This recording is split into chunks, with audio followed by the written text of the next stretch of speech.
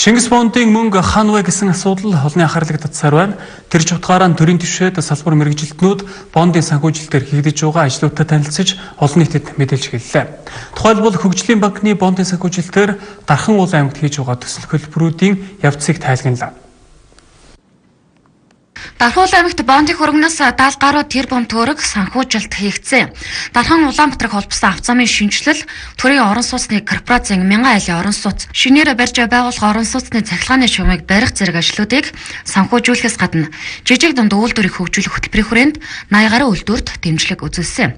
За энэ удаад Хөгжлийн банкнаас тэрбум төгрөгөөс дээш санхүүжилт авсан Дархан Нэхий, Дархан Минж, Алтан Тос, Монгол Лаз, Эконос, Дархан Мах, Дарханы харт хөмрөлийн үйлдвэр, Дорны зас, Дархан гурил гэсэн 9 үйлдвэрийг тодтгон үйл ажиллагаатай танилцлаа. За тухайлбал Монгол хоньны ноосны сэрэг дулаан хадгалах чанарыг ашиглан өндөр чанартай барилгын дулаалга материалыг Эконос компани үйлдвэрлэж эхэлсэн байна. За Хөгжлийн банкнаас жижиг дунд үйлдвэрлэлийг сэргээн хөгжүүлэх төслийн хүрээнд энэ компани 6.4 тэрбум төгрөгийн санхүүжилт авчээ. Үүний үр дүнд монголчууд дотооддоо хортон шавьжнаас хамгаалсан дулаан тусгаарлах болон дуу чимээ тусгаарлах чадамжтай барилгын дулаалгын материал үйлдвэрлэж дотоодынхон хэрэгцээг хангаж эхэлжээ. За түүнчлэн Япон улс руу экспортлохоор болсон байна.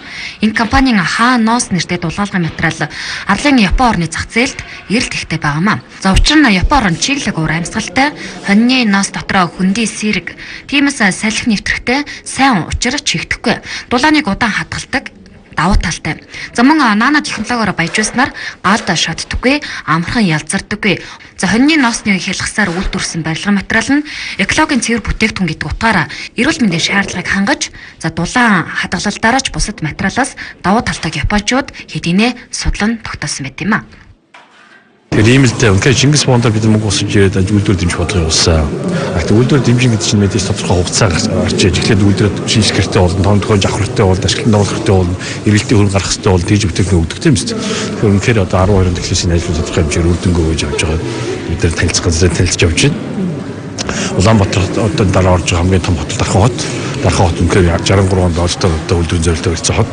Тэгэхээр дараагийн давалгаа босоод үйлдвэршүүр явж бас энэ утгаар бид Дархан руу нэлээд хэмжээний хөнгөлөлтөг зориулсан байж байгаа. Энд тэгэхээр танилцаж явж байна. Одоо хайцсангуур одоо ингээд үйлдвэрээ аваад ингээд үзэж явах хэрэгтэй болоод одоо дараагийн шатнд гарахтаа зөвлөд экспортын нэмэлт зорилттой бас сонгуультай асуудал шийдэх нэг талдаа нөгөө талдаа гэж үзэх юм бол дотоод одоо манай компани дотооддоо сүлжээ үүсгэх нэг компани нөгөө компанийнхаа бараг одоо өөрөлд импортаа багасгах экспортоо нэмэлт чиглэлтэй гэлээ бид тэрхүү анхаарал явуулж иж байгаа. За Дархан уул аймагт одоо үйлдвэрийн төслүүдийг санхүүжүүлж эхэлсэн бол 2012 оноос эхэлсэн байдаг. Өнөө хүртэл санхүүжүүлсээр явж байгаа.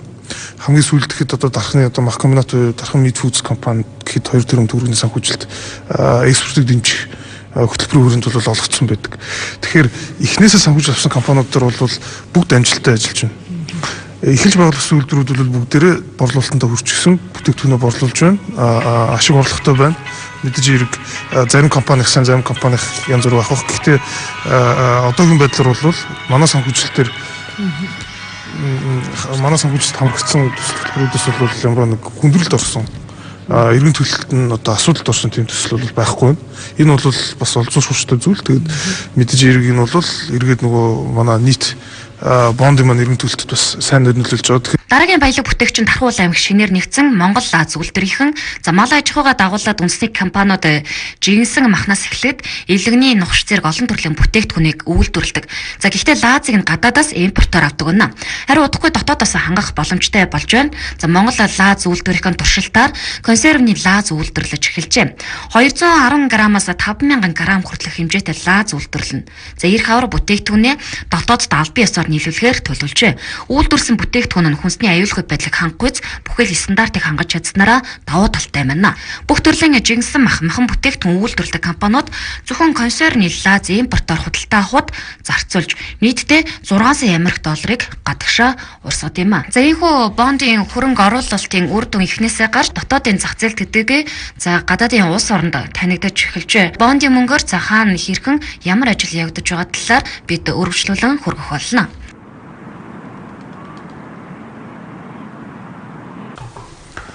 Дэлхийд хамгийн өндөр цалинтай 10 мэргэжлийн жагсаалтанд сувилахуй мэргэжил багтдаг. Харин манай улсад сувилагчийг эмчийн туслах мэтээр ойлгодог буруу үзэл олон жил явсаар ирсэн. Үүнийг өөрчилж анагаах ухааны салбарт чадварлаг сувилагчийг бэлтгэхэд төрөөс бодлогоор анхаарч сувилахуйн сургуулийг олон улсын стандартад нийцүүлэхээр ажиллаж эхэлжээ. 1929 оны 1-р сарын